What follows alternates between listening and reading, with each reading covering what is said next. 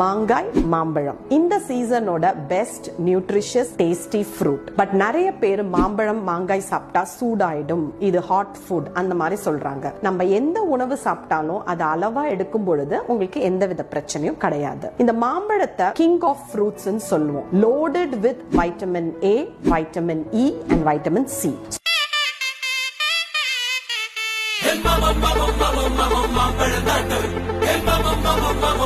மாம்பழம்